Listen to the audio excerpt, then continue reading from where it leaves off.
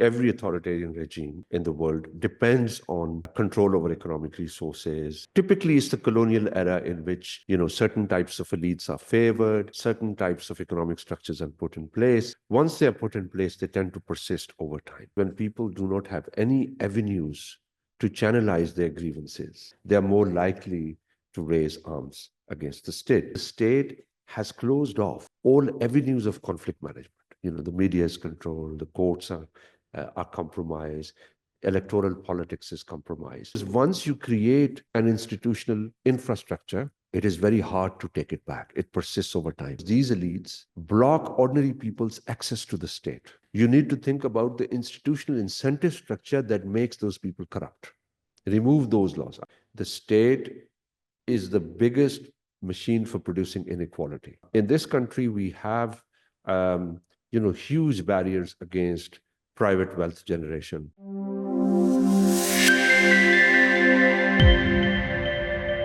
On the behalf of PIDE Micropolicy Lab, I welcome you all to today's seminar, Political Economy of Pakistan, Note from the Field.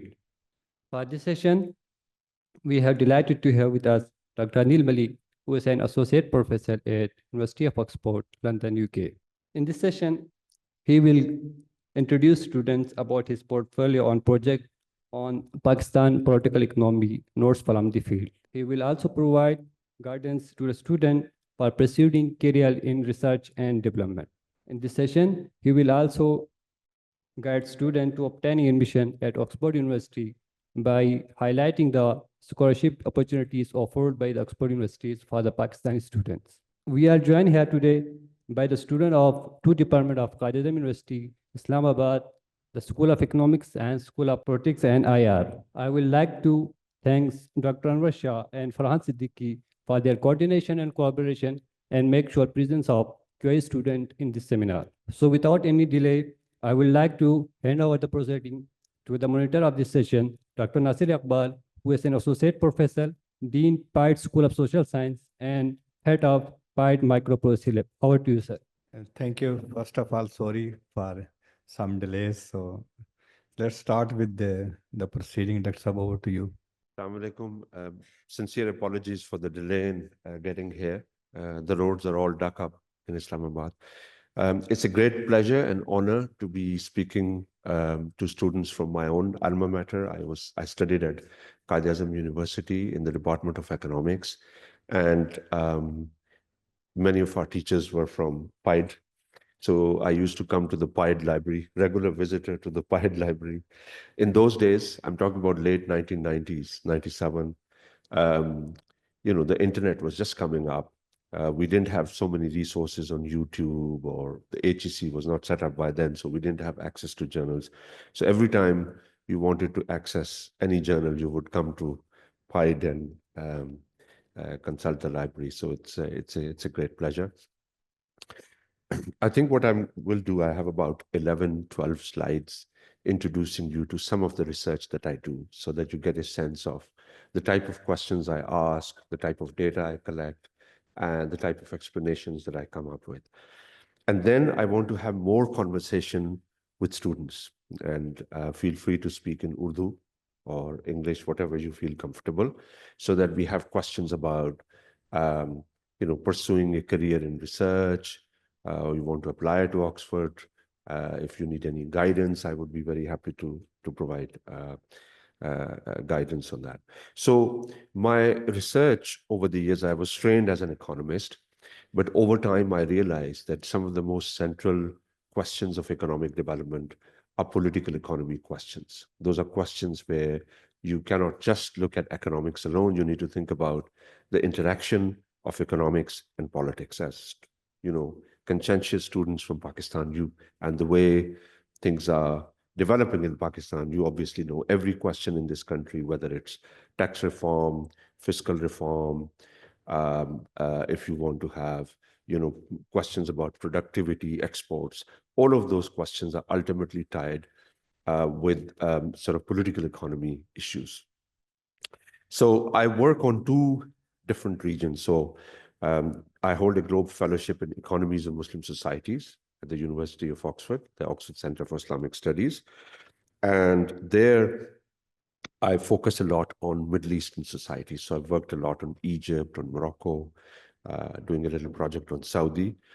And because it's not so easy to get access to data in the Middle East, a lot of that work is more analytical in nature. But I like to work with data as well. So that's where I do more work on Pakistan, because I'm able to get access to more granular data, which allows me to ask larger questions. But over the years, I felt that my area of interest, growing area of interest, is to understand the political economy of authoritarian rule. You know, we think about authoritarian societies all over the world. Muslim societies in particular are prone to authoritarian structures. And we typically think about those authoritarian structures just in political terms. But actually, every authoritarian regime in the world depends on control over economic resources. Its political economy is organized in very different ways. And so you'll find illustrations of that from my research.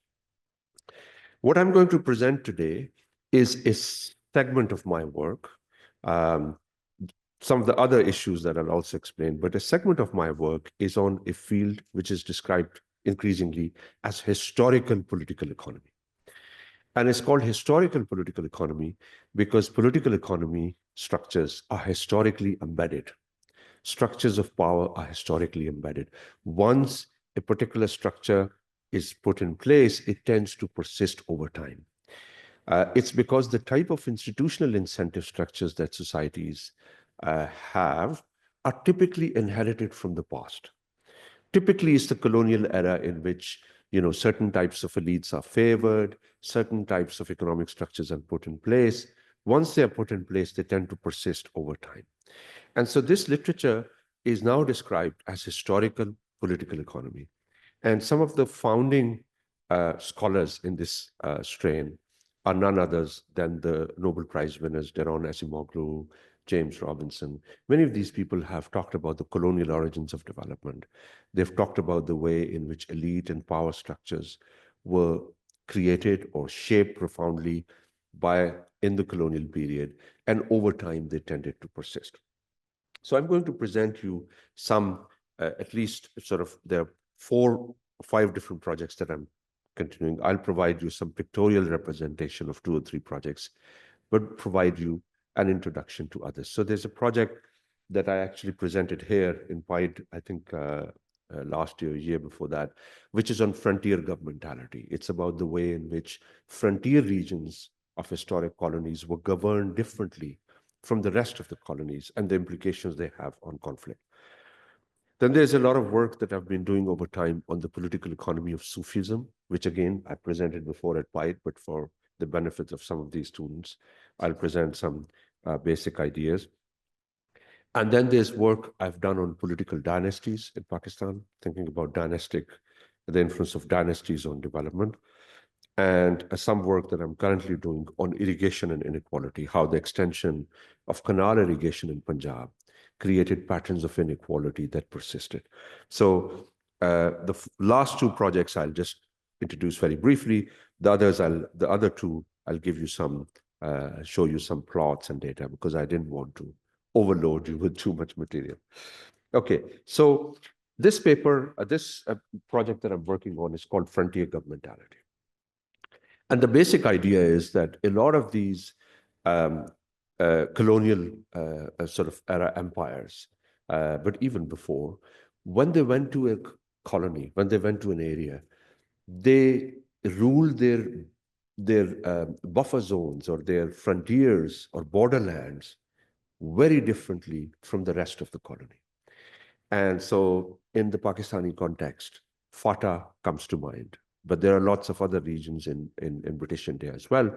The Chin Hill reservations, the northeast of, in Kenya, for example, you had, special powers to govern the frontier regions of Kenya. You have Basra Vilayat, you have Sinai Peninsula in Egypt. There are lots of these places where the colonizers went to these places and they realized that it's harder to govern their borderlands because they usually consist of tribes. And they set up exceptional institutional arrangements in those regions. What do we mean by that?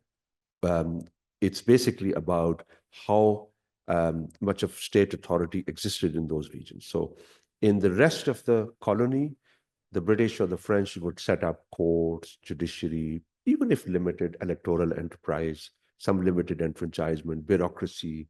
You will have a deputy commissioner, assistant commissioner, some infrastructure. When it comes to these tribal regions, they would say, well, it's too hard to govern these regions because we face a lot of resistance. They have very little agriculture. So the colonizers really wanted to rule the territory by extracting economic surplus. If it's difficult to grow things here, it would be difficult to tax these places. So we don't benefit a lot by actually extending state authority in these regions. So what they would typically do is give more power to local elites and appoint a political agent and pursue what colonial archives describe as laissez-faire policy of administration. So hardly, very thin administration. Now, what we argue in this is that this variation in state authority is crucial to understanding conflict in contemporary world. And there is a lot of literature around that. So some of these ideas about frontier governmentality are described in a book called Ruling the Savage Periphery, Frontier Governance and the Making of a Modern State. Now, this is written by historian Benjamin Hopkins. And on the right, you have a book by Adnan Nasimullah, who's a professor at King's College in London. And he's written a book on patchwork states, in which he says the modern state is not a unitary state. There are different gradations of state authority. And we can understand that in Pakistan as well, when we look at KP, Balochistan, other places. And he said, look, he divides, he says, if you want to understand the politics of violence, you have to understand this uneven state authority, this uneven domain. And he said, in areas where you have some politics, where you have some institutions of conflict management, you have conflict, political conflict mediated through institutions of conflict management. Where you don't have those institutions, you actually have what he describes as sovereignty contesting forms of violence. People are more likely to raise arms against the state. And the reason for it is simple, because when people do not have any avenues to channelize their grievances, they are more likely to raise arms against the state. This, again, is hugely significant for understanding contemporary politics in Pakistan, not just in FATA, but even in the heartland. But what I want to emphasize is that as economists, and particularly as political economists, you may need to work with specific empirical methods, as economics and politics students might do, but you have to engage with literature that exists outside your area of expertise, because the knowledge is a coherent whole, right? So I engage with this historical literature, but of course, when I implement my research project, I actually use this in my particular empirical framework.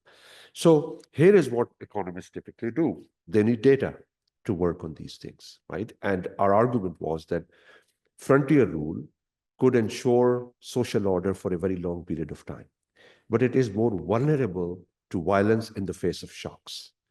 Why? Because once you have a shock, and if the primary avenues for conflict management, which is the tribal chief or the Maliks, once they are eliminated, there is nothing to withstand that shock. There is no way for local citizens to interact with the state.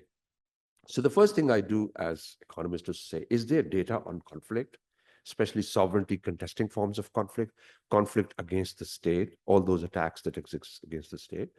And we said, yes, there is a database called UCDP database and Global Terrorism database that gives you highly fine-grained data on attacks against the state.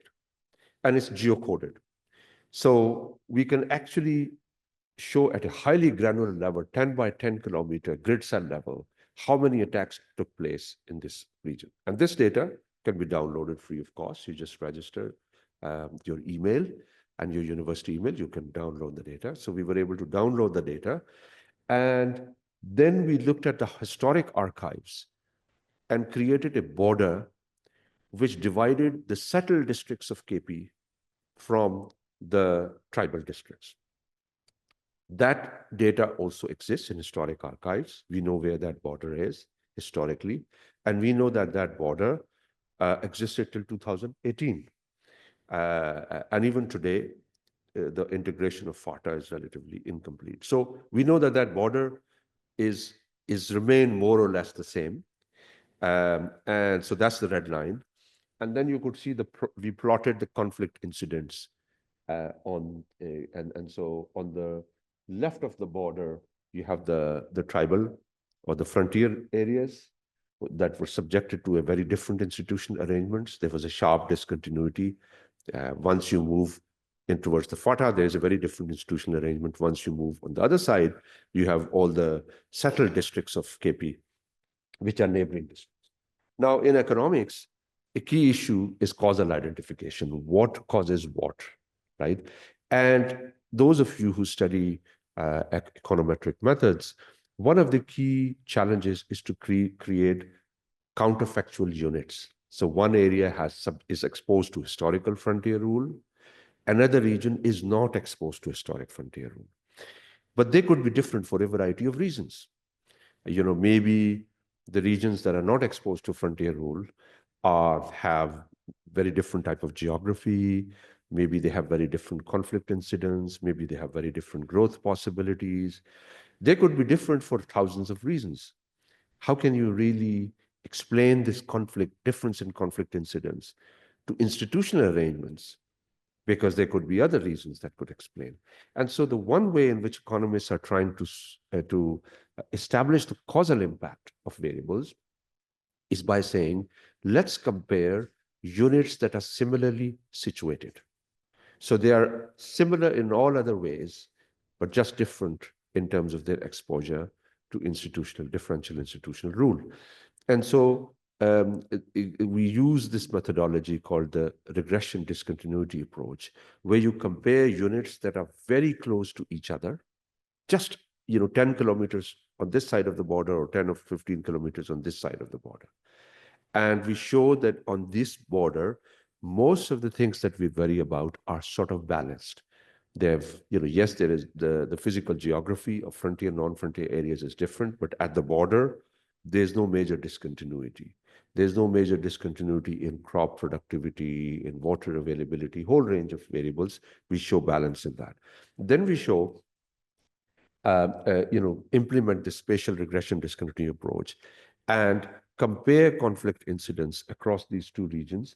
And the plot on the right is basically telling you, there's a zero line, and at the left of the zero line are areas that are outside the frontier rule area. And the right of the zero line are areas that are in the frontier rule area.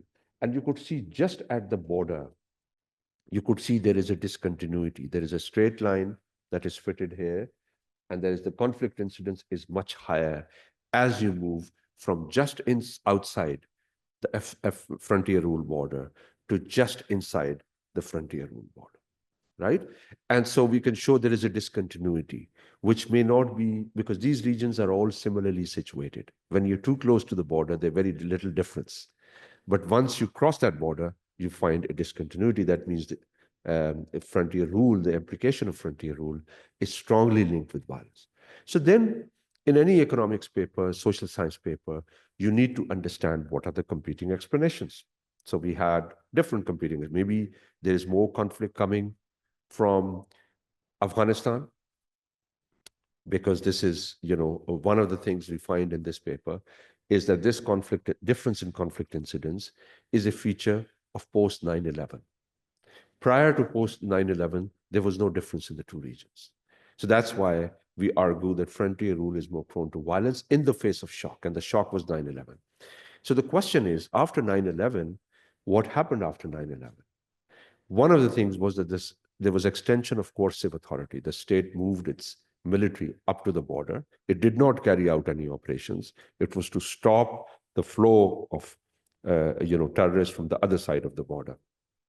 So one competing explanation would be that this difference in conflict incidence is because perhaps more Afghan fighters were coming and they were causing mayhem here. So we have to deal with that. So we exclude those grid cells that are very close to the border. We look at the qualitative literature and show that, you cannot rule out the presence of some Afghan fighters, but a lot of the militancy was homegrown. And there were genuine grievances against the state because this was seen as a war against Pashtuns. It was a war, Washington's war, that the military was fighting. So there was a lot of antagonism towards the state. Now, you might remember that at that time, when the elections were held under Musharraf's government, in the heartland of KP, you had the rise of the Muttahida Majlis-e-Amal, so the rise of the MMA parties. So a lot of the anti-state grievance linked with the 9/11 war was channelized through the electoral process. Whereas on this side, you did not have any electoral avenue, you didn't have courts, you didn't have other kinds of institutions of conflict management, and you see the growth of insurgency. Another competing explanation has to do with drone attacks, with the military operations that the Pakistani military conducted in these regions. So we again look at when do those military operations occur. The original rise in violence preceded those military operations, preceded the drone strikes. Again, we were able to get data on the number of drone strikes. So there's a paper that provides, collects data, geocoded data on where those drone strikes took place. So you remove those grid cells and show that the results still hold.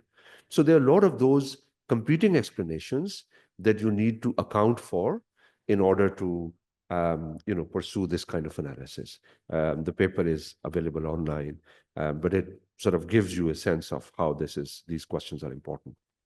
Now, this question is important because in many places of the world, there are border regions, there's a lot more conflict, right? Whether it's the Sinai, whether it's Basra Vilayat, whether it's the south of Yemen and its border with Saudi Arabia. So this paper is not just specific to Pakistan, but it actually unlocks an explanation, unlocks an important area for the larger literature on conflict, which a lot of when you submit these papers to good journals, they would always ask, well, okay, that's interesting evidence, but how much of it is just Pakistan specific, or is there external validity, or is an idea that applies more generally? So that is one area. And I think this paper, I didn't realize at that time, but this paper helps you understand what is happening in Pakistan today as well. Because the state has closed off all avenues of conflict management. The media is controlled, the courts are compromised, electoral politics is compromised. So there are hardly any avenues through which people can channelize their grievances, which has affected the state-society relationship. So one of the insights that gained from this, through a historic reading of the literature, is that when people look at the FATA region way back in time, they used to say, for many residents of FATA, the state was an alien construct, quote unquote, alien construct. They didn't relate to the state. And I sometimes feel today, even in the heart of Islamabad, we could see that the state still remains, is now becoming more of an alien construct because people cannot relate to the state. Why? Because they don't have any say in how the state is run. They have no avenues through which conflict is organized. So that's one part of the project. The other, here we have these two other explanations, is that yes, the figure on the left is basically coefficient plots. So you could see that these are coefficient plots. There's a sort of confidence interval, and you could see that the conflict began to rise. The dots begin to rise in 2004, 2005. Of course, the military operations and the drone strikes exacerbated the conflict. It increased the conflict, but it did not lead to the original rise in conflict. So that's one part of the explanation. So this is our basic framework where we are saying, frontier governance is linked with limited avenues for conflict management, very low trust in the state, over-reliance on elite intermediation. And of course, once there was a shock to the system, there was hardly any institutional infrastructure to withstand that shock. And we show again through data that in this region, there were targeted attacks on tribal elders. Once a tribal elder is attacked, is removed, he was the primary linchpin between the state and the citizens. Once he's gone, there is no formal institutional infrastructure to withstand those shocks. There's also some work that I've done, which has been published now in the Journal of European Economic Association, on the political economy of Sufism. It's about the way in which, is focused on Punjab. We know about all of these major shrines that exist in different parts of Punjab. They're part of the rural political economy structure. And many of these shrines are close to the river. They are influential shrines who were recognized by the British. So if you go to the British archives, they would say, if you're going to Tonsa or if you're DG Khan, district gazetteer, it would have a section on, here are these 3 or 4 big shrines in this region where a lot of people come in and attend these festivals and urs. A lot of these elites received, land grants, and they were recognized by the British. They remain important in politics. So looking at the shrines is really important to unpack the rural power structure in Sindh and Punjab, and this paper is based in Punjab. So we compiled data on that, and we argued, are those regions that are more densely populated by shrines, where the shrines per capita, historic shrines per capita is higher, is literacy growth lower in these regions or not? Because there's a lot of literature that tells us that the local power structure, the networks that these shrines support, have very limited interest in expanding literacy, because that would create more awareness. It would mean more independent political choices.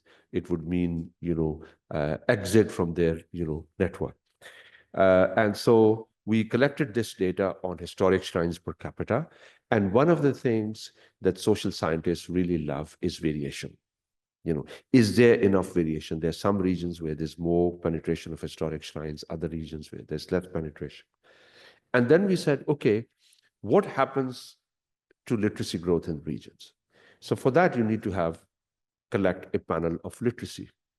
So a lot of our time was spent to construct a historic panel of literacy, which starts from 1901, the British census records, all the way to 2011. So for that, you need to keep historic boundaries fixed, because the DG Khan at that time must be a very big, and then it's subdivided. So the tehsil boundaries are changing. So we had to keep tehsil boundaries fixed over time. So there are explicit empirical procedures used to keep those boundaries fixed, look at historic delimitations, etc. And so that's where historical panel data is so important. One of the ways in which in this country we are unable to create new explanations is that we discourage the creation of panel data sets where you can track the same unit over time. So if we had household level data being compiled of the same individual, you could say whether or not in the last 4 years, the middle class has suffered more. But because we don't have data for firms, for households that you could track over time, you are unable to explore a lot of interesting questions. So a key part of this project was to compile that data, which starts from the historical colonial period and goes all the way down to 2011. And lo and behold, we got a really interesting explanation. What we found is that the impact of historic shrines on literacy was absent, was negligible, not statistically significant, all the way up to the Ziaul Haq's military coup. However, it was after the military coup that this impact is unlocked, because you could see after 1985, where you see the gray shaded region, are the coefficients that become statistically significant, right? So there's a negative impact. The more shrine-dense regions had lower growth in literacy. Now, why it is the case that the impact is unlocked after the Zia's coup, and particularly after 1985? And that gave us a number of interesting explanations.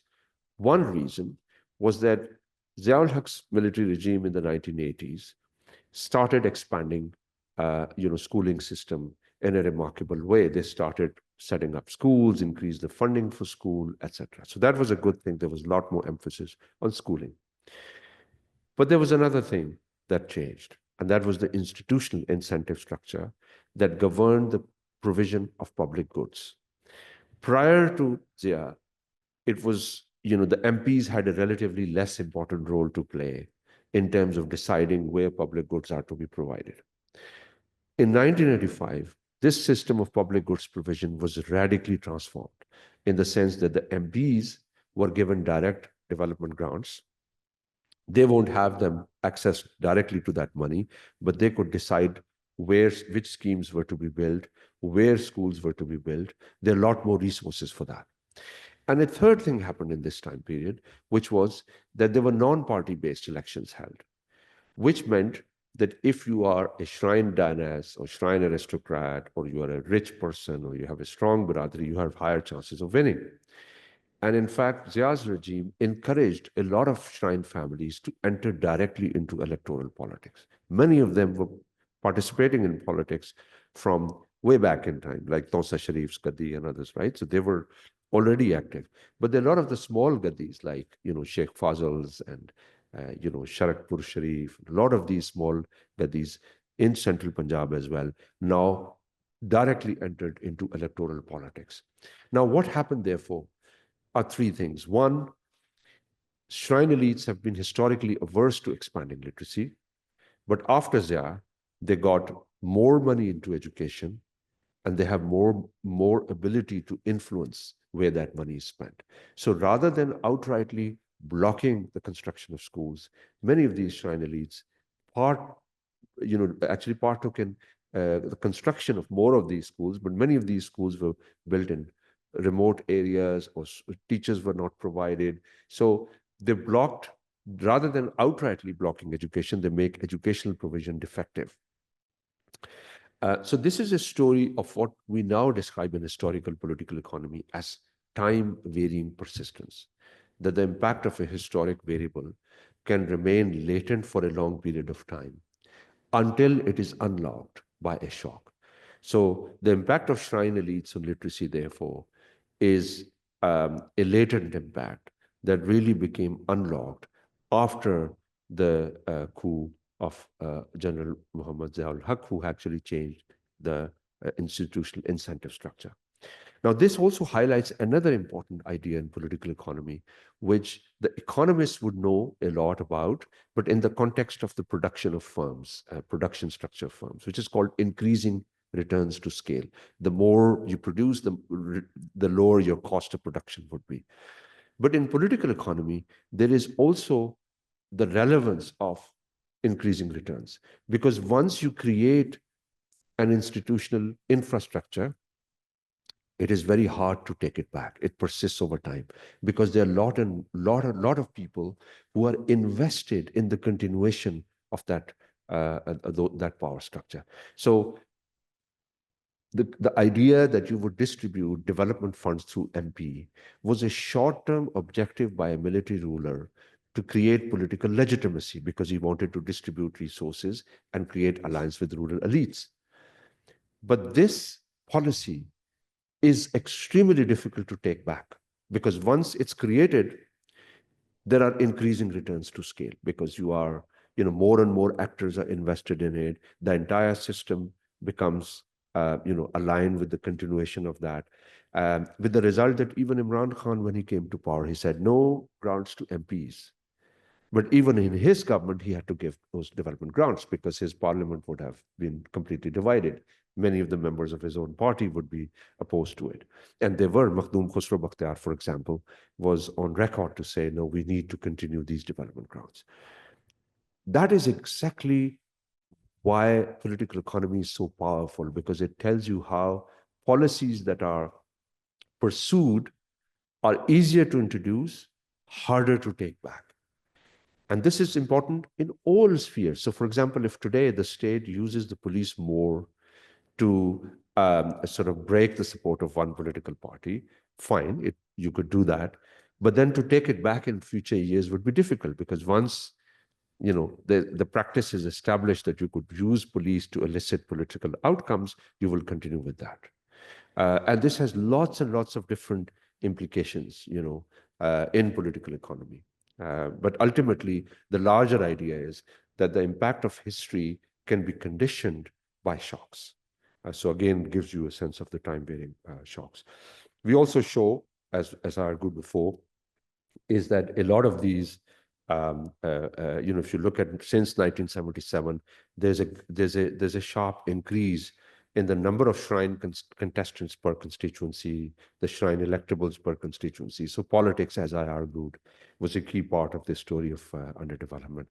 The other thing we found out, which again is very important for thinking about the power structure, is how strong the persistence of these elites is. So on the left, you will see the genealogical chart of Sayyid Yusuf Raza Gilani. And in this chart, you will see how the family and kind of has persisted in the political administrative domain right from the pre-partition period all the way down to the contemporary era. And so lots of different members of the family were part of different administrative committees, legislative councils under the British, municipal corporations. Their family members have been part of the local power structure for a very long period of time. And one of the ways these elites retain their power is through marital alliances. So on the right, you would see the marital ties of Sayyid Yusuf Raza Gilani with 6 major shrine families. So you have, including the Golra Sharif, which is in Islamabad, close to where I live, the Pir Pagara of Sindh, you have Toba Tek Singh, Rahim Yar Khan, Bahawalpur. They are married into these different other shrine families. They may be part of different political families, but political parties, but they actually form part of the same group. That's the level of granularity that the research can give you an idea about how the power structure operates. And in this country, we need more intellectual consciousness about who the elite is, how do they exercise power, how do they retain their control over the period of time. This type of research really excites me because it creates, forms of knowledge that could really influence your understanding on how the power structure operates. And Pakistan, I have found, amongst many of the Muslim societies, is one of the most interesting political economy domains. There are questions, research questions that exist everywhere. If you open your eyes to your local context, you will find that there's so many interesting research questions that you could explore just by, analyzing where you live, which areas you interact with, whether in the university. And you could collect interesting data. It's not necessary that you always pursue a highly fine-grained empirical work. You can also have a research design which is qualitative. You have a clean research design where you collect qualitative data, you do interviews with participants, you engage with competing explanations, create an interesting research design. So there's a lot of potential for doing good political economy research. A lot of political economy research that has been conducted in Pakistan over the last several decades has been mainly Punjab-centered. Whereas, you need more work on KP, you need more work on Balochistan, on Sindh province, there's very little work. And similar district gazetteers, similar historical information exists if some of that work can be conducted through, greater attention to those details. So I can continue talking about this, but these are the 2 other projects, but I'll briefly introduce these 2 projects on political dynasties and inequality. So on political dynasties, we collect data on political families of Punjab from 1921 all the way down to 2018. And we look at who's running elections in which period, whether they're historic elite, whether they're shrine elite, whether they're new elite. And we distinguish between dynasties and non-dynasties. And we show that actually dynastic politics has no effect on development per se. If your father has also been elected and you've been elected, that doesn't directly affect development because much of the contest here is between political families. So it's common that, you have your political families run against political families. However, what does matter for development is entrenched dynasticism. And entrenched dynasticism is basically all those dynasties that have been in power for far too long. And we measure that through their tenures, if they have had like, 15, 20 tenures, or they have, 20 seats. To give you an example, the Lagharis of DG Khan, they are the most entrenched dynasty in the entire Punjab because they have had 75 seats. They've never lost any election. One of the family members will always be there. In those sorts of regions where you have entrenched dynasticism, development is lower. And we show that it's lower because in these regions, you have a greater gatekeeping of the state, because these elites block ordinary people's access to the state by controlling, the office of the deputy commissioner, irrigation official, police, etc. So the bureaucracy is the gatekeeper. And here, a lot of these elites try to get electoral compliance by using police and coercive power, because there could be fake cases, there could be particular kind of facilitation used for courts, and just thana kachari ki siyasat kehte hain. That is used to control the dynasties. Again, if you want to reform, if tomorrow there is a party or there is a debate or discourse on what this country needs for reform, is partly to break the nexus between entrenched dynasties and local office holders, the local state, because the state in these regions is not a neutral third-party agent. It's actually an ally of the powerful. So again, we got really interesting insights. And the other paper, which I presented in LUMS last week, is on irrigation and inequality. It's again an example of how all those regions in Punjab where the British extended canal irrigation and distributed land to key elites, created infrastructure for inequality. It increased agricultural productivity. It had a lot of good impact in terms of our agricultural sustainability. But at the same time, it entrenched a political economy of inequality where, as you move from canal exposed to canal unexposed regions, there's a huge jump in inequality across those two domains. So again, it's more like a historical political economy project. We could open the floor for discussion. I would like to, maybe in your Q&A session as well, feel free to ask me questions about the type of research that I do, but you can also ask me questions about, if you want to become a good researcher, what does it entail? If you want to apply to Oxford, what does it entail? I would highlight one key thing before I close. Because I came from public sector university and, I worked very hard to get there. I had lots and lots of scholarship failures. So when I got established in Oxford, I've created, with the support of my other friends, a program called the Oxford Pakistan Program. And the idea for that program is to create more opportunities for talented young students from Pakistan to come and study at Oxford. Now, we have a lot of students who apply and get admitted, but don't have money to pursue. So this year we supported 12 students from Pakistan, and at least 4 of those were fully funded scholarships, especially girls, especially people from underprivileged regions. One of the problems that we face in the program is that most of the people who apply and get admission in Oxford are students from good, universities or elite universities like LUMS, like IBA, other places.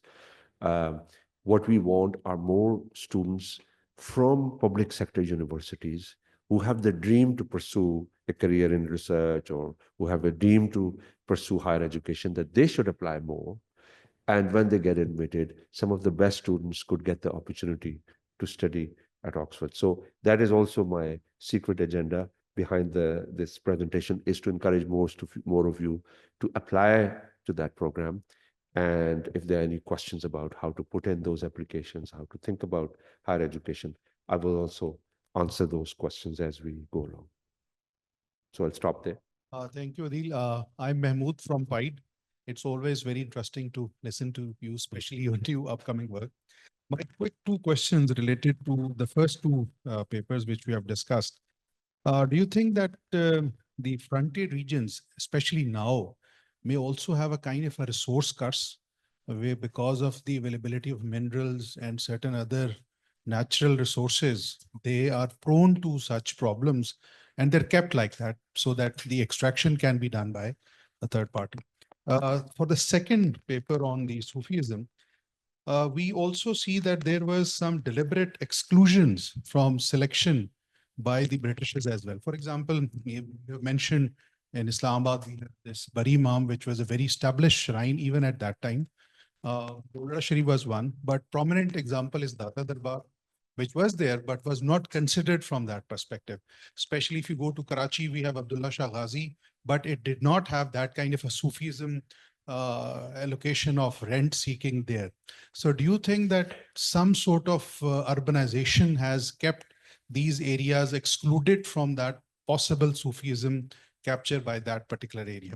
And lastly, with your last paper on the irrigations, and did you consider that these areas maybe were historically also unequal, or was it the purely irrigation which led to the creation? Because in most of the areas in Punjab, wherever the irrigation facility was provided, new cities were established. Lands were allocated to persons along the chucks and different irrigations which were set up. So do you think that it was not basically creating an inequality based on the existing population? It was a kind of a migration which actually led to this problem of inequality. Thank you. All three are fantastic questions, Mahmood Saab. So the first question that Mahmood Saab has asked relates to a very important explanation in conflict.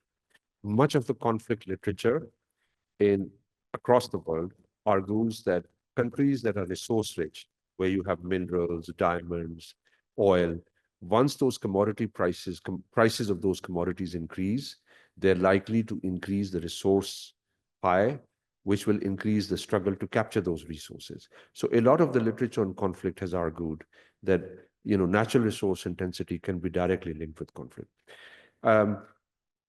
Luckily for us, this region is not resource rich in those terms, in terms of oil, major oil, gas deposits. There are some minerals which are, and some are being, discovered now, but at least during our sample period, there is no major difference in terms of the intense resource intensity. But resources are a key part of understanding contemporary conflict in FATA, because, one of the difficulties of military operations is that if they're quick and fast and the sort of military is withdrawn, it's fine. Once the military sits there, then there's its own political economy, because it creates checkposts, it regulates how smuggling comes and goes, control over mines.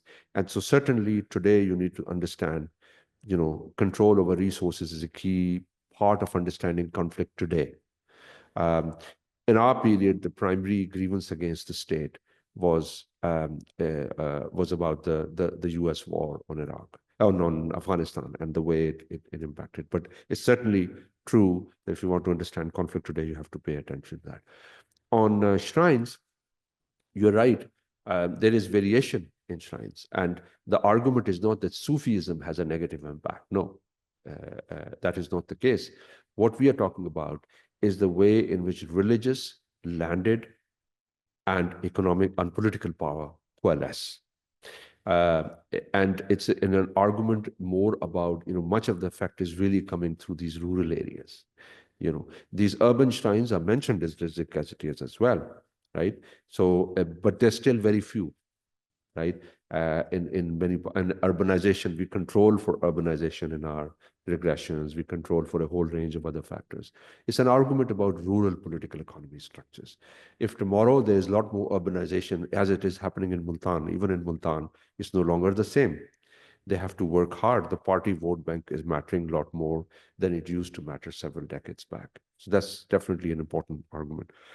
On irrigation, yes, there were some places which were settled for the first time.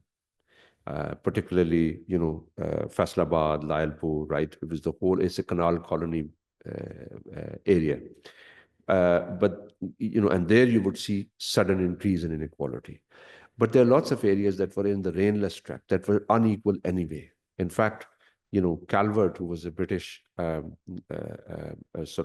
investigator way back in 1929, wrote a book on land holdings, size of land holdings and inequality in Punjab, in which he argued that there's a close correlation between the patterns of rainfall and land inequality. Wherever you have lower rainfall, land inequality is higher. And so most of these regions where canals were extended were relatively low rainfall regions. So there was already some inequality, because to make agriculture productive, you have to have higher holding of size, land holdings. And our argument is that in this environment of pervasive inequality, extension of irrigation actually entrenched and increased inequality, made them even more unequal. So that's the bribe we have. I think there's a question here by Anwar Shah. Dr. Morsha from PIDE University.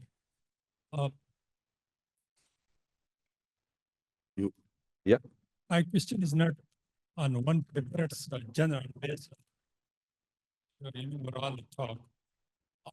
Do you think that, the institution which we have, like, for example, police, army, bureaucracy, so by default, the structure has been, captured by this elite, and they are serving the people with whom you have referred in your research. But the dilemma is this not a dilemma that now in these institutions or younger generation from average family background, they induct, they have opportunities to get into these institutions, but still when they reach there, they serve the elite instead of serving the people. So is there a ray of hope? Because, I'm feeling a kind of disappointment about any change in Pakistan due to the presence of these institutions. So is there any ray of hope that how these institutions can start serving the common people instead of the elite? Thank you. No, thank you very much for asking this question. I mean, this is a question that, the former Vice Chancellor of this university, PIDE, Dr. Nadeemul Haq, was very passionate about civil service reform and how the civil service structures, which were inherited from the colonial period, continue to persist. So two parts to your answer to your question, and I'll answer in those, in sequence. One is about this structure where people who maybe, even if I join the civil service, even I am likely to become similar. And for that, you need to understand, that's where political economy is very important, because it talks about institutional incentive structure, how actors, when put within an institutional incentive structure, are likely to behave. If I'm put in a structure and if I'm not complying, I will be transferred. So I have to, and my, there's a certain level of compliance that I have to do in order to, to survive there. When this literature began to be more influential, people used to ask, political economists, what is this idea of persistence? And there's a very interesting paper by Daron Acemoglu where he argues what persists, and he says, what persists are not the individuals, but the incentive structure, right? And so even in the military, we have very common people who enter the military from humble backgrounds that go up. But once you go to the top, you are still working in the same institutional incentive structure. That is where we need more social science input to these debates. If a political party, let's say, comes and says, we want to change the things and say, we want to remove corruption. And they say, this guy is corrupt, this guy is corrupt, this guy is corrupt.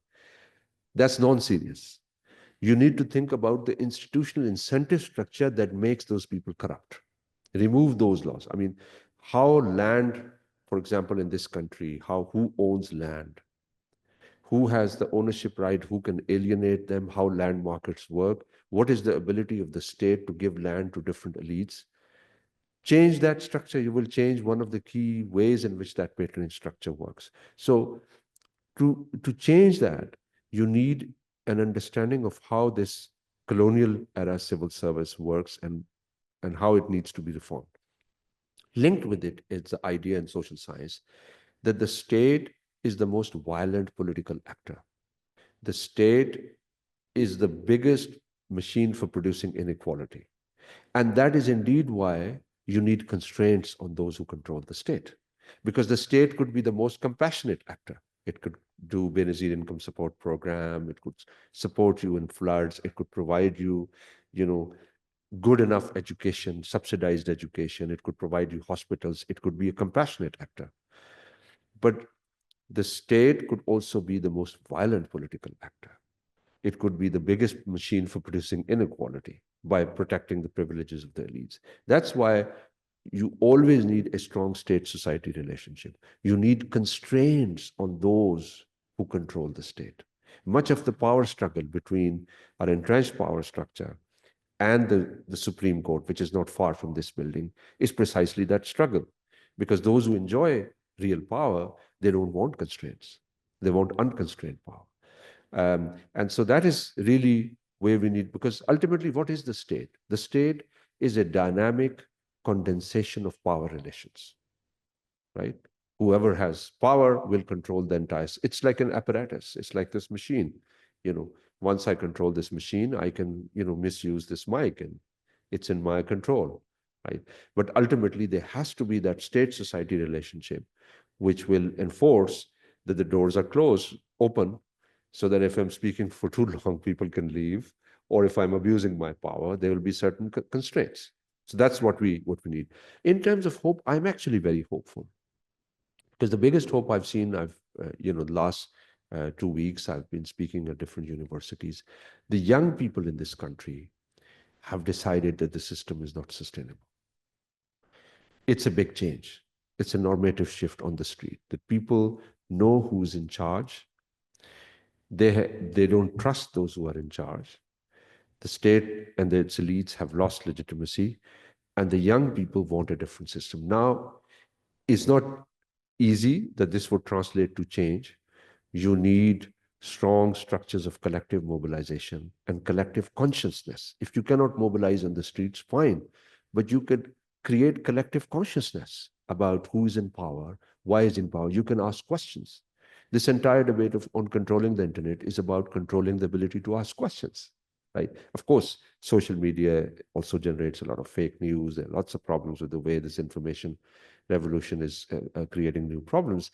But ultimately, it's about the ability to ask questions and to ask the right questions. That's where social science, I find, is so immensely powerful. That, what you write, what you think, what you read has a real impact on the way the power structure works. Because remember, every power holder, and this is not just Pakistan, this is globally, needs some voluntary obedience. This is what, produces the power structure of shrines, because they create patterns of voluntary obedience, that people would behave the way the powerful wants them to behave, right? For that, they need the stake, but they also need legitimacy and cognitive control, right? So that people believe in those things in ways that gives legitimacy to the ruler. What we are seeing in Pakistan, for example, now is the loss of legitimacy. In the 80s, under Zia-ul Haq, we obviously had Islamization. People more or less believed that, okay, we are fighting against the Soviets. There was a, broad legitimacy created with coercive power too. But coercion alone can never give you power. You always need some legitimacy, because we're 240 million people. You need to have that. Now, that's where the social scientist has a role to play. He needs to understand, he needs to write, he needs to read. One of the books that has become a classic text for generations is a book by Frantz Fanon called Wretched of the Earth.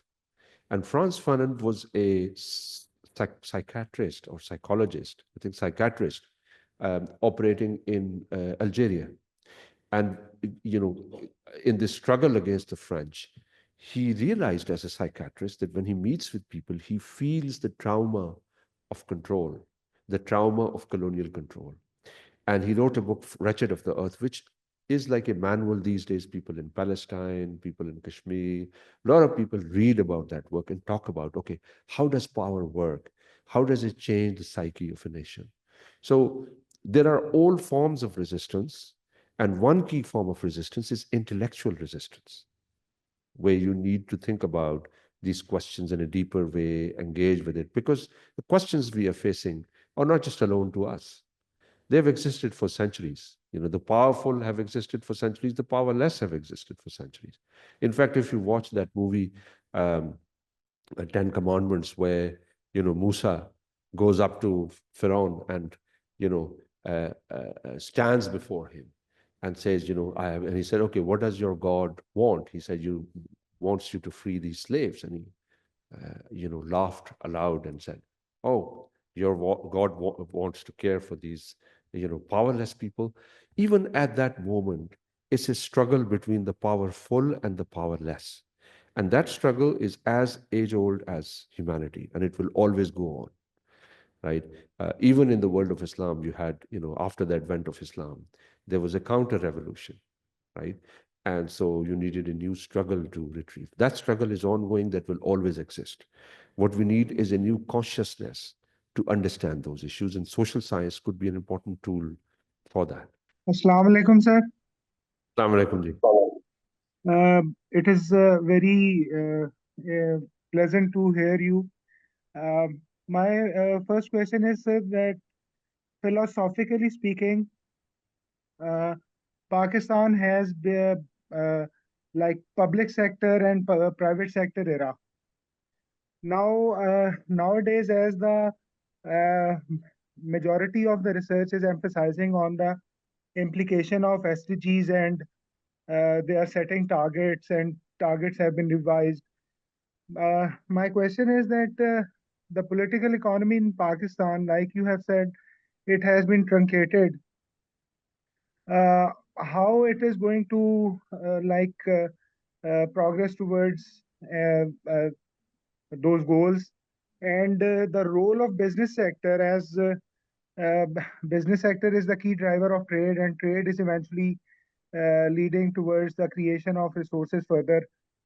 How that business sector is going to further develop, like majority of our firms in the presence of current situation has been moved to other destinations. Kindly share your views on this. Sure. Thank you. Thank you very much. One of the great disadvantages of being an academic is that people think I have answers to, to everything. So this is slightly away from my core area of research, but as a development economist, I could, you know, I would argue that, you know, this entire debate between private versus public is not just a binary divide. There are a lot of sort of states where public enterprises and have also grown. But ultimately it depends on the type of institutional ecosystem that exists within a country. In this country, we have you know, huge barriers against private wealth generation. It's partly linked with the type of capture by particular types of firms. So you have large crony firms who continue to dominate. They lobby for state, you know, favors, for credit, for trade protection. So the business segment in this country has been largely protectionist. There is a small export segment in textiles, but again, very low value added.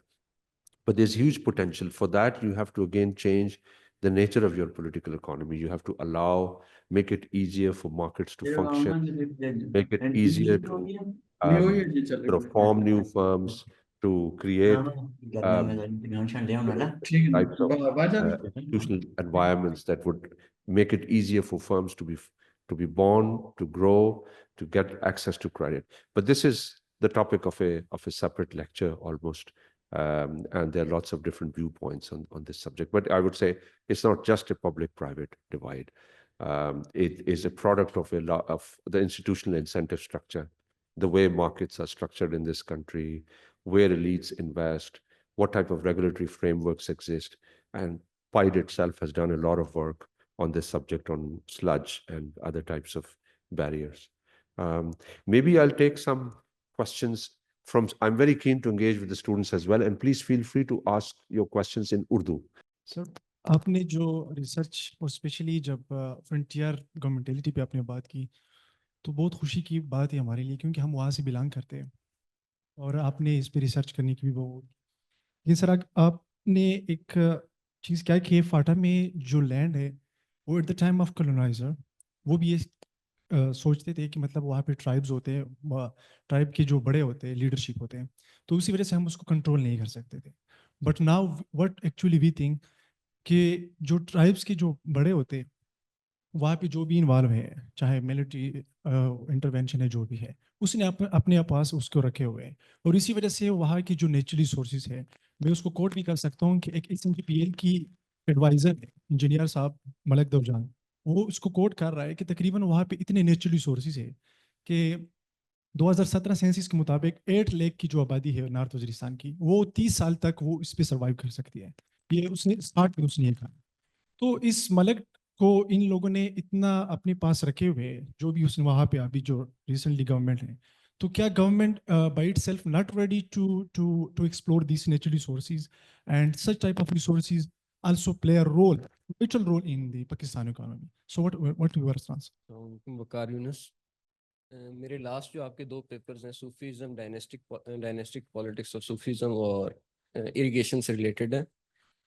Sufism سے related یہ ہے کہ مطلب یہ جو سرائکی وسیل کا region ہے, اگر ملتان گیلانی فیملی دیکھ لیں, قریشی فیملیز دیکھ لیں, یا ایون ڈی جی خان توسو شریف سائڈ پر دیکھ لیں, تو ہمیں نظر آتا ہے کہ برٹش ایرا میں ان کو بہت زیادہ لینڈ الاٹمنٹس ہوئی ہیں, یا گھوڑی پال اسکیم کے اندر, یا ان کی جو بھی سروسز تھی برٹش کے لیے, وہ لینڈز ہمیں کسی بھی جو لینڈ ریفارمز آئی ہیں ان کے اندر تقسیم ہوتی نظر نہیں آ رہی. تو وہ اکانومی کا جو ان کا پیٹرن ہے, مطلب وہاں پر جو ان کے پاس اکانومی جنریٹ ہوتی ہے, اور اس کے نزدیک ہم نظر آتے ہیں کہ وہ ہمیشہ پالیٹکس میں بھی ان رہتے ہیں, مطلب اسٹیٹ کا ایک جو پلر ہے پارلیمنٹ میں وہ نظر آتے ہیں. دوسرا کوشچن یہ ہے کہ یہاں بات ہوئی تھی کہ لیس رین فال کے ایریاز کے اندر کینال کولونائزیشن کی گئی تھی. ستلج ویلی پروجیکٹ جو بہاولپور کے اندر کیا گیا تھا, اس میں یہ تھا کہ جو ڈیٹ ریٹرن کرنا تھا اس نے 1991 میں اپنی اماؤنٹ اسٹیٹ آف بہاولپور نے ادا کی. وہ اماؤنٹ پاکستان بننے سے پہلے 1947 میں وہ اماؤنٹ پہلے ہی ادا کر چکے تھے, کیونکہ مائگریشن ہوئی تھی اور وہاں پر اس کے عوض جو ہے زمین بیچی گئی تھی اور پھر فنڈ جنریٹ کیے گئے تھے. آپ کیا سمجھتے ہیں کہ جو اس دوران مائگریشن ہوئی ان ایریاز کے اندر, جیسے میرا تعلق میاں والی سے ہے, تو میاں والی بکھر میں لینڈ الاٹمنٹس بہت زیادہ ہوئی, پھر بہاول نگر ریجن کے اندر لینڈ الاٹمنٹس بہت زیادہ ہوئی. آپ کیا سمجھتے ہیں کہ وہ لینڈ الاٹمنٹس اس کے بعد پاکستان انڈیا تقسیم ہوا, اس کے بعد جو لینڈ الاٹمنٹس ہوئی ہیں, اور ابھی جو 10 لاکھ ایکڑ SIFC کے تھرو کارپوریٹ فارمنگ میں الاٹمنٹ ہونے لگی ہے, اس کے نتیجے میں پولیٹیکل اکانومی وہاں کی کس طریقے سے چینج ہو جائے گی؟ اور جو پہلے ایک رول تھا کہ وہاں پر صرف صوفی شرائن کا رول ہوا کرتا تھا, کارپوریٹ فارمرز جو وہاں پر آ جائیں گے اور وہ پالیٹکس میں رول پلے کریں گے کیونکہ وہ فائنینسرز ہوں گے. ابھی ہم دیکھتے ہیں کہ جو اس حلقے سے مطلب یزمان ایریا ہے جس کا حلقہ بنتا ہے وہ چودھری طارق بشیر چیمہ ہے. اب وہ اس کے منسٹر تھے, مطلب زراعت کے منسٹر تھے, لیکن وہ بالکل بھی کنسرن نہیں ہے کہ اس ایریا کے اندر لینڈ الاٹمنٹس کس طرح ہو رہی ہیں. ہسٹوریکل سائٹس جو وہاں پر 450 سائٹس تھی وہ ڈسٹرائے اگر ہو رہی ہیں یا نہیں, جن میں ایک گنیری والا بڑی اولڈسٹ سائٹ ہے. اگر وہاں پر ریور جو پانی چاہیے 4000 کیوسک جو ہے, اس کو ہم پانی جو لے کر آئیں گے یا اگر اس کو ڈگ آؤٹ کریں گے تو اس میں وہاں کی ایکالوجی کے اوپر, وہاں کے واٹر ٹیبل پر کیا افیکٹ آئے گا. تو وہ ہمیں اسٹیٹ کے اندر جو ایک ریپرزینٹیٹیو نظر آتا ہے اس کا بھی کوئی رول نظر نہیں آتا. کنسیڈرنگ ستلج ویلی پروجیکٹ اور یہ جو لینڈ الاٹمنٹس ہونے والی ہو چکی ہیں بلکہ جولائی 2023 کے اندر, تو یہ اس ریجن کی پالیٹکس پر کیسے فرق ڈالے گا اور وہاں کی پولیٹیکل اکانومی کیسے چینج ہوگی؟ I am a research associate at PIDE, and as we see that you mentioned that due to state suppression, people end up picking up arms, and we see that happening in Pakistan, in Balochistan and other regions as well. My question is that in Pakistan, this endless cycle of militancy and military operations is going on. So do you see anytime soon ending, do you see the cycle breaking or ending it soon? Because when we talk to insurgents, they say that we are fighting against the state's oppression. And if we take the government's narrative, they say that we are fighting to maintain peace. So I see this endless cycle loop going on and on for decades. So do you see this ending anytime soon? जबरदस्त, बहुत अच्छे सवाल, तीनों बहुत अच्छे सवाल, माशाल्लाह। आपका जो सवाल है पहले वो अगेन काफी अहम है। अब मैंने कहा कि यहाँ पे ऑयल और वो रिसोर्सेज नहीं है, लेकिन दूसरे रिसोर्सेज तो हैं, स्मगलिंग के ऊपर भी ट्रेड है। तो आज का जो कॉन्फ्लिक्ट है, सब मैंने कहा, उसके लिए बहुत ज़रूरी है कि हम समझें कि यहाँ पे वसाइल किसके पास है, किसका कंट्रोल है, और रियासत उसको कैसे डील कर रही है। उसमें ये जो एक ख़ास चीज़ हुई है ना 9/11 के बाद, जिसको सोशल साइंटिस्ट कहते हैं disruption of the frontier FCR rule, कि जो पहले अंग्रेज़ों की अरेंजमेंट थी ना कि वो laces fair policy of administration है, वो उसमें नहीं होंगे। मलिक जो है उनकी थोड़ी बहुत लोकल लेजिटिमेसी होगी, वो उसको कॉन्फ्लिक्ट्स को एजुकेट करेंगे, डिस्प्यूट्स को, ये, और एक पॉलिटिकल एजेंट होता था ऊपर। जब ये मिलिट्री गई फाटा रीजन में, तो ये जो पुराना रूल था वो डिसरप्ट हो गया, लेकिन उसको रिप्लेस नहीं किया गया किसी एक बड़ी चीज के साथ। तो अल्टीमेटली इस पे इतना काम हो चुका है, हमारे अपने जो इदारे हैं, कल मैं पेपर देख रहा था, इप्री जो तकरीबन फौज का इदारा है, उसका भी पेपर, वो सब यही आर्ग्यू करते हैं कि आपको इन जगह पे इंटीग्रेट करना पड़ेगा इनको, यहाँ पे आप एक्सटेंड करें स्टेट अथॉरिटी को, यहाँ पे लोकल बॉडीज के भी इलेक्शंस हों, यहाँ पे प्रोविंशियल नेशनल असेंबली के इलेक्शंस हों, शफाफ इलेक्शन हो, ताकि वो जो कॉन्फ्लिक्ट है वो मीडिएट हो through formal institutions of conflict management. और ये थोड़ा सा आखिरी सवाल के साथ भी मैं इसको लूंगा, फिर आपकी तरफ आऊंगा, कि जो कॉन्फ्लिक्ट अब जो इस मुल्क में मैं देख रहा हूँ वो ये है कि एक डिस्ट्रीब्यूटिव कॉन्फ्लिक्ट इंटेंसिफाई हो रहा है। जिस तरह बाहर से इमदाद कम आ रही है, चूंकि हमारा छोटा पाया है, उस पर फिर मुख्तलिफ ग्रुप्स हैं जिनका कंट्रोल है, वो एक दूसरे के साथ, और ये पॉलिटिक्स की बेसिक शुरुआत होती है, distributive politics, conflict over the distribution of resources. अब उसको आपको, अगर आप उसको इंस्टीट्यूशंस के थ्रू हल करते हैं तो हमारे लिए तो बहुत अच्छा है, ज़्यादा आवाज़ें आएंगी, ज़्यादा लोग आएंगे, बातचीत करेंगे एक दूसरे के साथ, देखेंगे आपने कैसे इस सिचुएशन को रिजॉल्व करना है। तो एक तो वो रास्ता हमारे पास कि हम इंस्टीट्यूशनल कंसेशंस के थ्रू लोगों के साथ बातचीत करें और सब पे जो है वो उसका इतलाक हो। दूसरा ये है कि आप कंटिन्यू टू इंसिस्ट कि नहीं, मैं, आप जो है ना, हम सिर्फ वायलेंस के थ्रू उसको रिस्पॉन्ड करेंगे, तो उससे ये होगा कि आप स्टेट का जो अथॉरिटी है वो वीकन होती जाएगी। जो आप देख रहे हैं आज, स्टेट की वो अथॉरिटी नहीं है जो 15-20 साल पहले थी।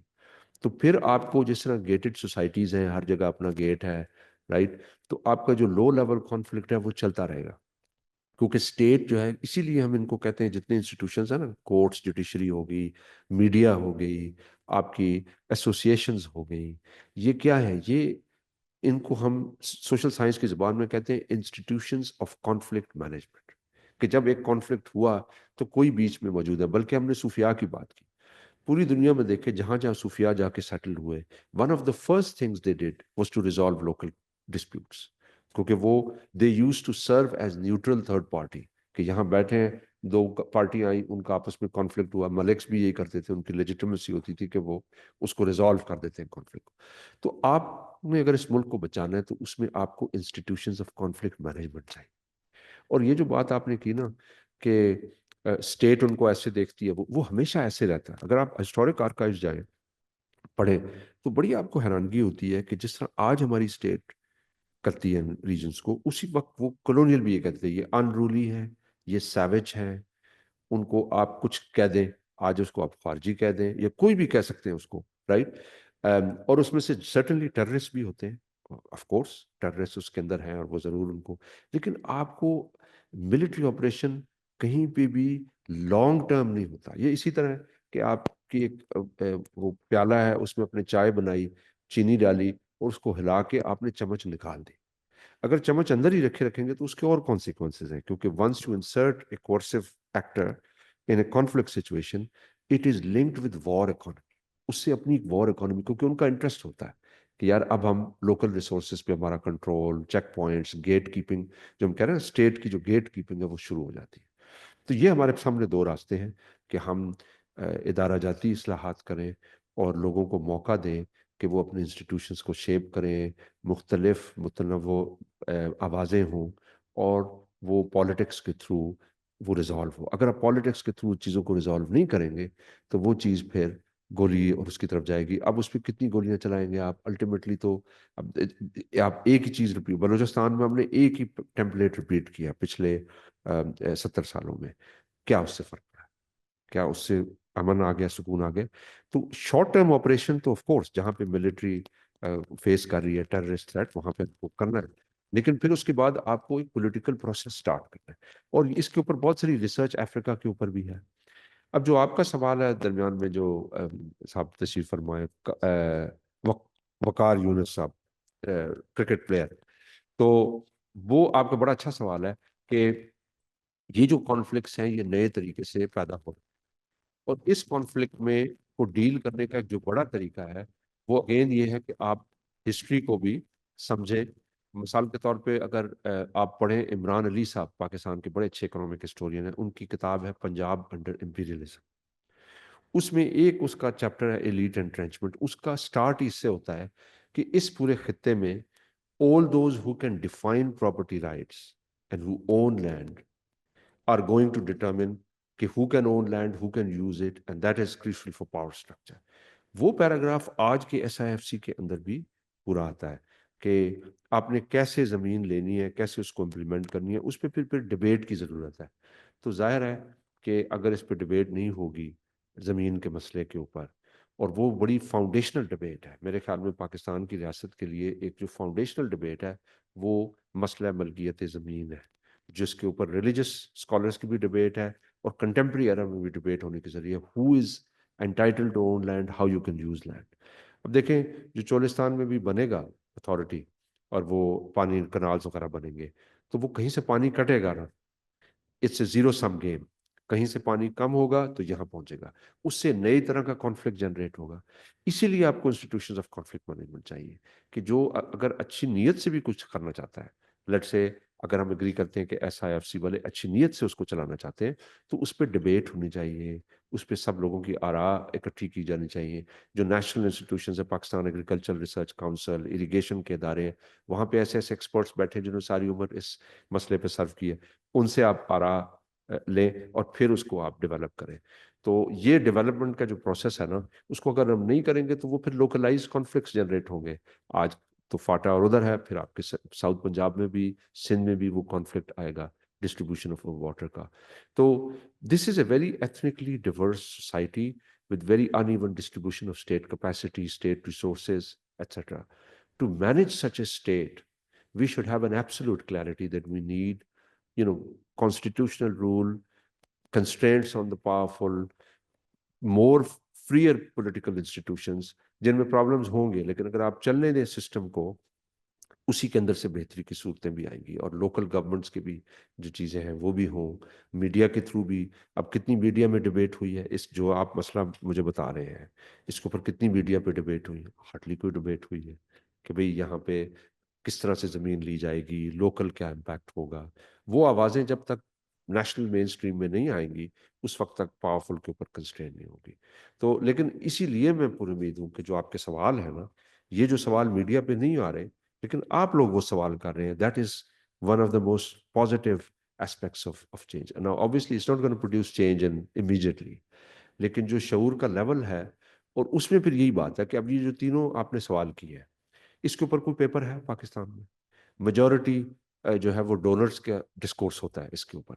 آپ اگر وزیرستان کے اوپر کوالٹیٹیو پیپر بھی لکھیں کہ یہ نئے ریسورسز ڈیولپ ہو رہے ہیں، اس کا لوکل اور granular detail social science approaches سے لے کے آئیں، آپ اگر اس کے اوپر کریں کانفلکٹ اور ان چیزوں کے اوپر، تو ایک نیا بیانیہ آئے گا، نئے کوشچنز آئیں گے. تو یہ آپ سب لوگوں کے پاس یو ہیو دا پاور. اب یہ جس طرح شرائن کا پیپر میں نے لکھا، تو اس کے بعد بہت سارے پاکستان میں PhD ڈیزرٹیشن ہوئے ہیں، MPhil لوگوں نے ڈیزرٹیشنز کیے ہیں، نئے نئے پہلو لوگ لے کے آئے ہیں. تو that to me is very powerful because what you write sort of triggers and inspires other people to study their own history and its impact. تو اور بھی کوئی سوال؟ سر مائی نیم از انعام خان. سر میں بلوچستان سے تعلق رکھتا ہوں. سر میرا کوشچن جو ہے، سر آپ نے دو چیزیں پہ بات کی، ایک ٹرائبل ایریاز اور ایک صوفیزم پہ. سر یہ جو صوفیزم ہے سر، میں نے اپنے علاقے اور ٹرائبل ایریاز میں دیکھا ہے کہ یہاں پہ صوفیزم اتنا پاپولر نہیں ہے. وہاں پہ جو جو اسلام ہے وہ کائنڈ آف آرتھوڈاکس ہے, اور کیا اب آج کل کی جو سچویشنز ہے, جس طرح جو وارز کانفلکٹس وغیرہ ٹرائبل ایریاز میں بھی, کیا یہ اس کا ایک سر وجہ ہے کہ وہاں پہ کی صوفیزم اس نے اتنا افیکٹ ان کا نہیں آیا ایسا؟ Fantastic question. یہ کوشچن تو پہلے آپ نے جواب دے دیا, لیکن اگر تھوڑا بہت اردو میں بھی سمجھا دیں تو. جی. یہ سر جو آپ نے لیکچر کے لاسٹ کمنٹ ہے, dynastic capture doesn't affect development however entrenched dynastic does, because the elites do gatekeeping. Reforms are break the nexus between entrenched dynastic and public affairs. تو یہ سر مطلب کہ جو انور صاحب نے پوچھا تھا وہ جو ہوپ ہے, ایک تو یہ نیکسس میں کون اس کو توڑے گا, کب ہوگا, یہ ہوپ تو نہیں ہے.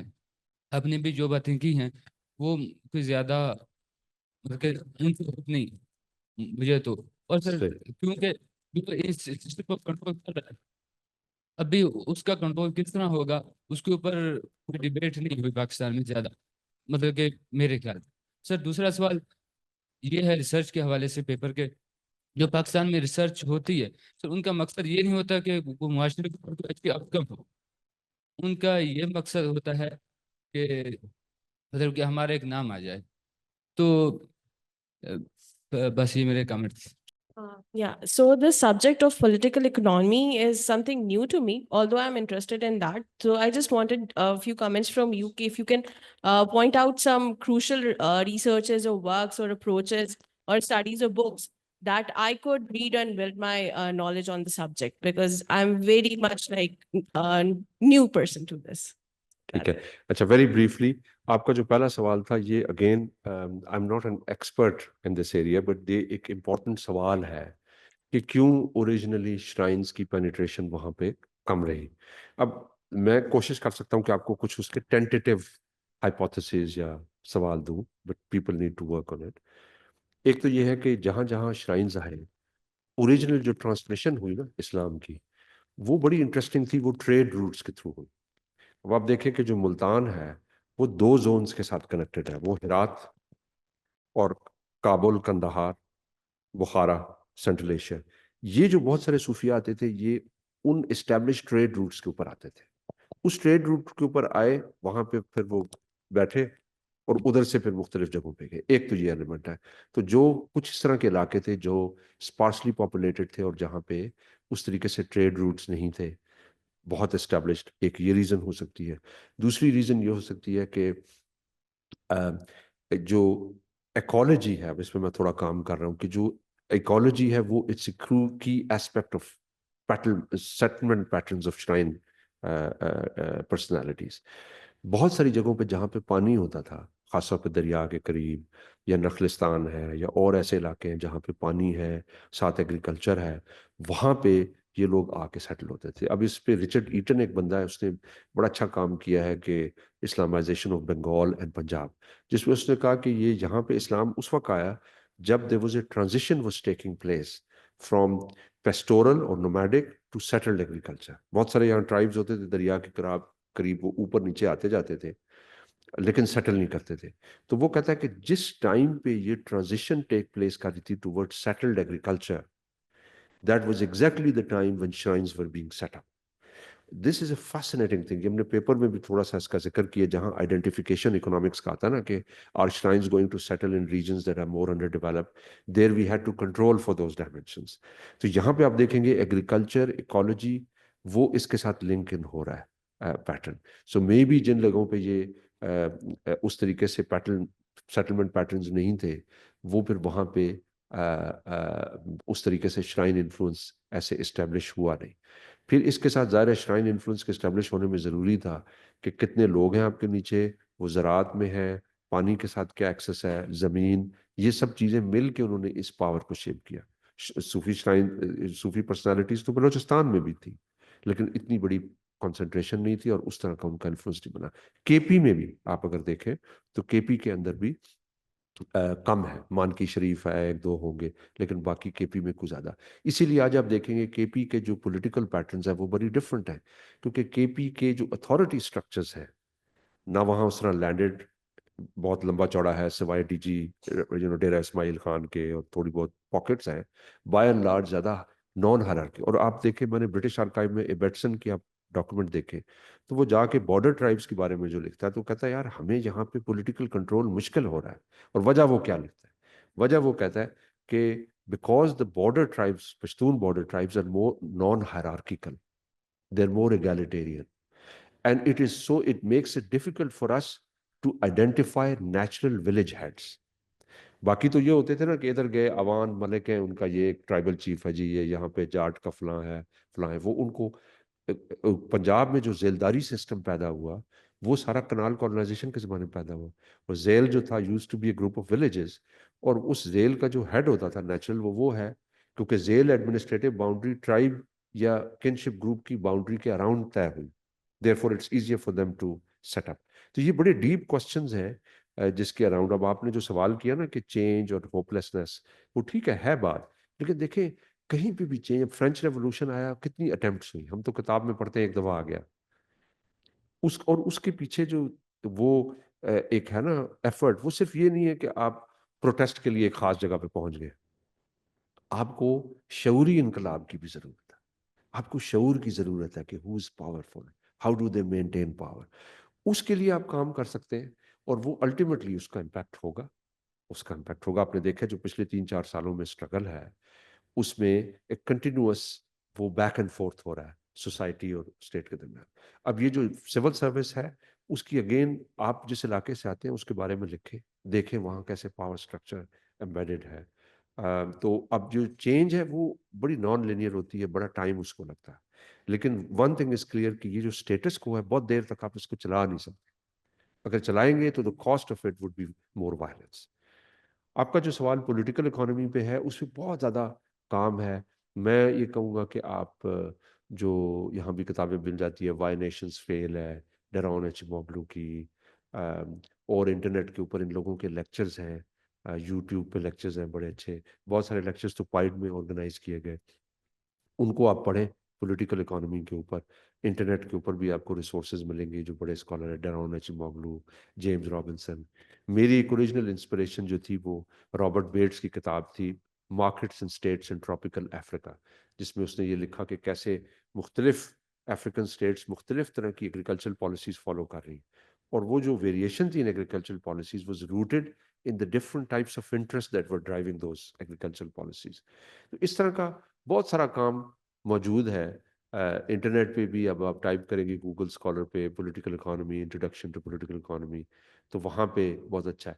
ایک اور بہت اچھا اسکالر ہے اینگرمین اینڈ سوکولوف, جس کا آرٹیکل تھا colonialism and long run paths of inequality, اور وہ انہوں نے یو ایس کے اوپر کیا, یو ایس ساؤتھ اور لیٹن امریکہ کے درمیان ڈفرنس دیا. اور انہوں نے بتایا کہ کیسے جو اسپینیڈ ایلیٹس تھیں وہ جب آئیں لیٹن امریکہ میں تو انہوں نے ایسے ادارے قائم کیے, ایسے انسٹیٹیوشنل انسینٹیو اسٹرکچرز کیے which tended to perpetuate their power at the expense of the majority.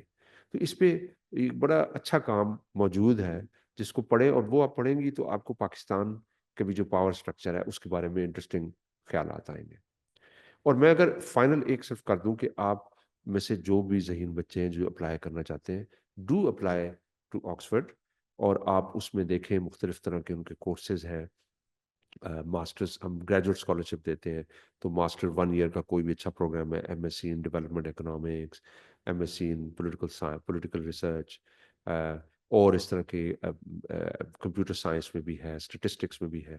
اس میں آپ اپلائی کریں, دیکھیں کہاں سے. ہم لوگ ایک ایکسیس پروگرام بھی کرتے ہیں جس میں ہم بچوں کو بتاتے ہیں کہ آپ نے کیسے اسٹیٹمنٹ لکھنی ہے, کیسے آپ نے ریفرنسز پریپیئر کرنے ہیں. وہ سب ہمارے آکسفورڈ پاکستان پروگرام کی یوٹیوب چینل ہے, اس کو آپ فالو کریں گے تو اس میں بہت ساری ورڈ وائز ہے. آپ اپلائی کریں. Once you are given an admission تو you will be automatically eligible for the scholarship. پھر ہم آپ کا انٹرویو کریں گے. لیٹس سے پچھلے سال ہمارے پاس 100 ایسے لوگ تھے جن کے پاس ایڈمیشن آفرز تھی, تو ان میں سے پھر ہم نے 12 جو اچھے بچے تھے ان کو دیا. لیکن اس میں اگین ایک ہمارے پاس اسکالرشپ ہے جو صرف ساؤتھ پنجاب کے اوپر میں نے رکھا ہے. ہم نے اس کو فوکس کیا ہے کہ ساؤتھ پنجاب سے لوگ آئیں. کے پی سے ہم نے کئی لوگوں کو سپورٹ کیا ہے, تو بلوچستان سے بھی. So we are particularly looking forward to people from not just HSM, LUMS, usual, unke bhi achhe bache zarur. We should not, hold anything against them. Lekin particular affirmative action we are trying to do for these students who come from underprivileged regions, who do not traditionally come to Oxford, for whom an Oxford education would be a life-changing opportunity. ٹھیک ہے, یہ سارے آپ کو resources Oxford Pakistan programme YouTube channel پہ آپ جائیں گے, اس کو آپ سبسکرائب کریں, وہاں پہ جتنی بھی انفارمیشن ہے وہیں پہ ہم اپلوڈ کرتے رہتے ہیں. ٹھیک ہے, thank you very much. Thank you doctor صاحب, ڈاکٹر عدیل, ویری ونڈرفل ڈسکشن. اور میرے خیال سے جو اس کا کنکلوژن اگر آپ دیکھیں تو so we are facing a societal sludge, whether in the shape of Sufism, in the shape of institutions. اور میرے خیال سے جو عدیل صاحب نے کہا, آپ کو اس اوور آل لیکچر سے آپ دیکھیں, because you are student of public policy, development study, economics, that how you should think, how you should narrate the data and you should make your certain finding. تو دیکھیں جو ان کا over all conclusion ہے کہ یہ society ہے جو lead کرتی ہے. سو ہمیشہ پولیٹیکل پریشرز ہوں گے, پاور ایلیٹس ہوں گے, but there is thinking, and that thinking should merge from you people, that thinking should come from the universities. کہ اس وقت ہمارے پاس 3 ملین پلس بچہ یونیورسٹیز کے اندر انرول ہوا ہے, and how they are thinking, what is their thinking process, what they are doing, and how they can shape the society.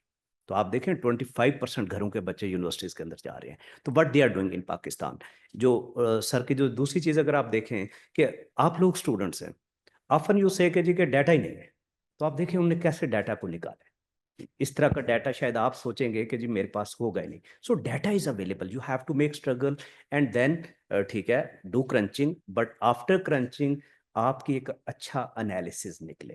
اور پھر دیکھیں پھر جو ان کا سارا فوکس تھا دیٹ از انسٹیٹیوشنس, کہ انسٹیٹیوشنز ڈرائیو دی پیپل. آپ کو بہت سے ایسے سٹیز ملیں گے, فار ایگزامپل میکسیکو, اور آپ امریکن بارڈر پہ چلے جائیں, سیم ایتھنیسٹی, سیم لینگویج, سب کچھ سیم ہے, بٹ ایک طرف لائف ایکسپیکٹنسی 12-14 سال زیادہ ہے, 3 ٹائم پر کیپیٹا انکم زیادہ ہے. So how institution shape the society, evolve the society. اور پھر آپ کو ایک اور چیز ملے گی کہ وہ یہ ہے کہ let's people to write their powers and rights. آپ دیکھیں آپ کو اگزامپل ملے گی کہ یو کے کی سوسائٹی میں 16th سینچری میں 17th سینچری میں ڈیبیٹ ہو رہی تھی, اور وہاں سے سوسائٹی ایوالو ہوئی, پاورز, پھر وہ جو پاور گروپس تھے وہ پیچھے ہٹتے چلے گئے. لیکن اگر آپ ایجپٹ کو ہی دیکھ لیں تو ایجپٹ آپ کا سلطنت عثمانیہ کے انڈر تھا, پھر 1798 میں گوروں کے پاس آ گیا, پھر آپ دیکھیں وہاں پہ شاید 1948 میں آزاد ہوا اور اگین ڈکٹیٹرشپ تھی. تو آپ کی جو پیپلز کی مینٹیلٹی ہے وہ اگین وہیں سلیوری مائنڈ میں رہی. سو یہ سلیوری جو مائنڈ ہے اس سے باہر نکلے. سو ڈاکٹر صاحب آئی ایم ہائیلی تھینک فل, میرے لیے بھی آپ نے بہت سی مجھے بھی سوچنے پہ مجبور کیا کہ how we should thinking. So wonderful, thank you sir, thank you.